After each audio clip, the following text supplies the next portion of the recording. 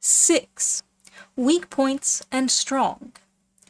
Sun Tzu said, "Whoever is first in the field and awaits the coming of the enemy will be fresh for the fight.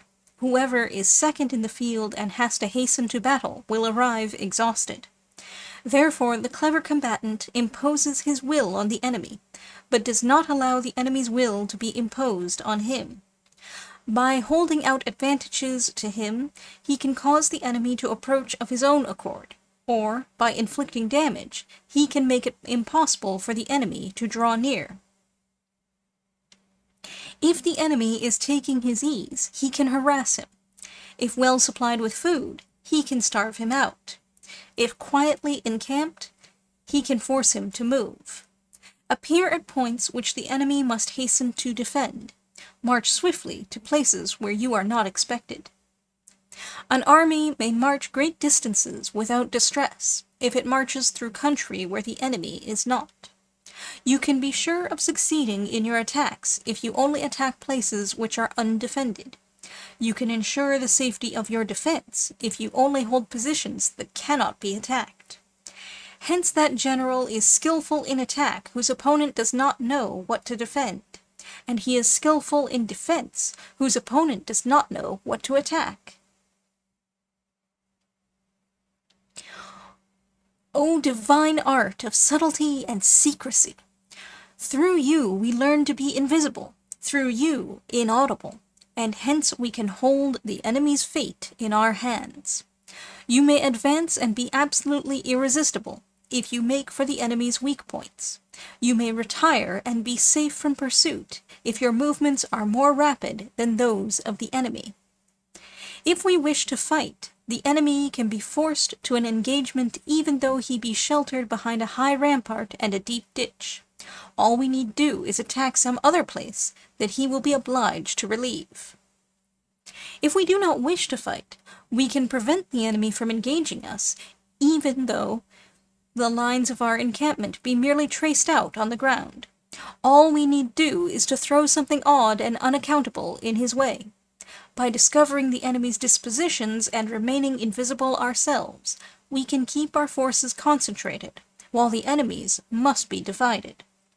We can form a single united body, while the enemy must split up into factions.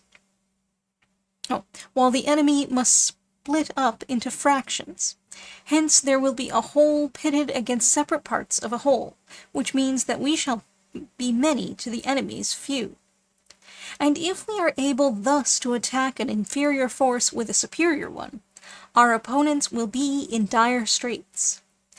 The spot where we intend to fight must not be made known, for then the enemy will have to prepare against a possible attack at several different points, and his forces being thus distributed in many directions, the numbers we shall have to face at any given point will be proportionally few.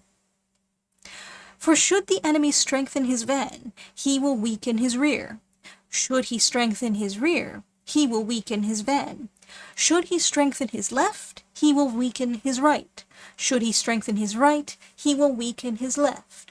If he sends reinforcements everywhere, he will everywhere be weak. Numerical weakness comes from having to prepare against possible attacks. Numerical strength from compelling our adversary to make these preparations against us. Knowing the place and the time of the coming battle, we may concentrate from the greatest distances in order to fight. But if neither time nor place be known, then the left wing will be impotent to succor the right equally impotent to succor the left, the van unable to relieve the rear, or the rear to support the van. How much more so if the furthest portions of the army are anything under 100 li apart, and even the nearest are separated by several li. Though according to my estimate the soldiers of Yue exceed our own in number, that shall advantage them nothing in the matter of victory. I say then that victory can be achieved. Though the enemy be stronger in numbers, we may prevent him from fighting. Scheme so as to discover his plans and the likelihood of their success. Rouse him and learn the principle of his activity or inactivity. Force him to reveal himself so as to find out his vulnerable spots. Carefully compare the opposing army with your own, so that you may know where strength is superabundant and where it is deficient. In making tactical dispositions, the highest pitch you can attain is to conceal them. Conceal your dispositions, and you will be safe from the prying of the subtlest spies, from the machinations of the wisest brains. How victory may be produced for them out of the enemy's own tactics, that is what the multitude cannot comprehend. All men can see the tactics whereby I conquer, but what none can see is the strategy out of which victory is evolved.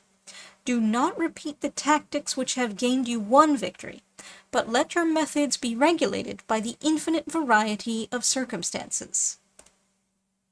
Military tactics are like unto water, for water in its natural course runs away from high places and hastens downwards. So in war, the way is to avoid what is strong, and to strike at what is weak. Water shapes its course according to the nature of the ground over which it flows. The soldier works out his victory in relation to the foe whom he is facing. Therefore, just as water retains no constant shape, so in warfare there are no constant conditions. He who can modify his tactics in relation to his opponent, and thereby succeed in winning, may be called a heaven-born captain. The 5 elements are not always equally predominant. The 4 seasons make way for each other in turn. There are short days and long. The moon has its periods of waning and waxing.